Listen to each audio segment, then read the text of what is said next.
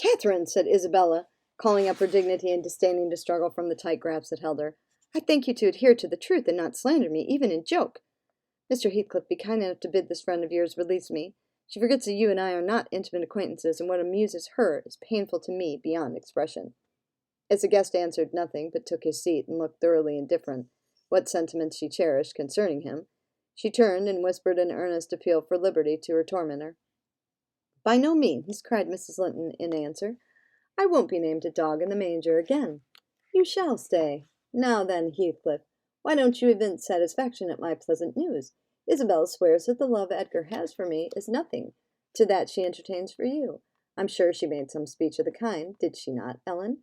And she has fasted ever since the day before yesterday's walk, from sorrow and rage, that I dispatched her out of your society under the idea of its being unacceptable.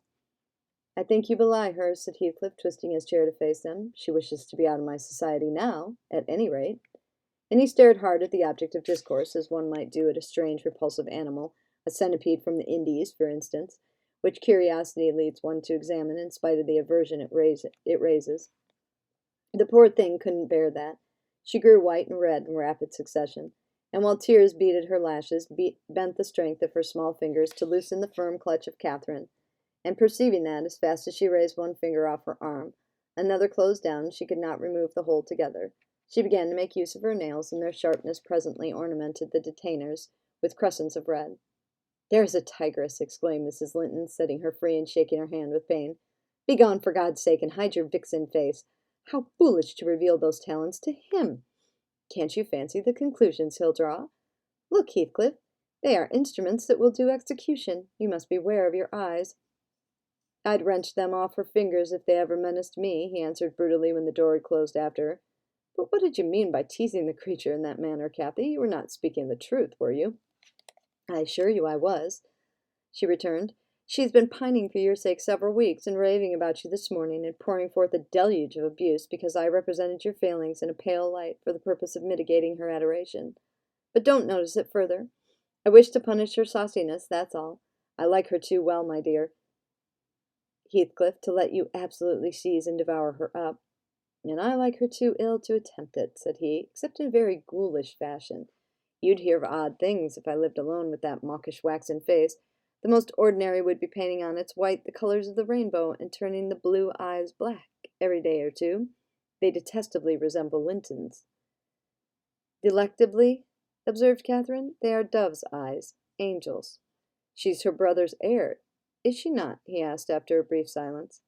I should be sorry to think so, returned his companion. Half a dozen nephews shall erase her title, please heaven. Abstract your mind from the subject at present. You are too prone to covet your neighbor's goods. Remember, this neighbor's goods are mine. Note, Heathcliff says that if he were with Isabella, he would beat her. If they were mine, they would be none the less that, said Heathcliff. But though Isabella Linton may be silly, she is scarcely mad, and in short, will dismiss the matter, as you advise. From their tongues they did dismiss it, and Catherine probably from her thoughts. The other, I felt certain, recalled it often in the course of the evening. I saw him smile to himself, grin rather, and lapse into ominous musing whenever Mrs. Linton had occasion to be absent from the apartment. I determined to watch his movements.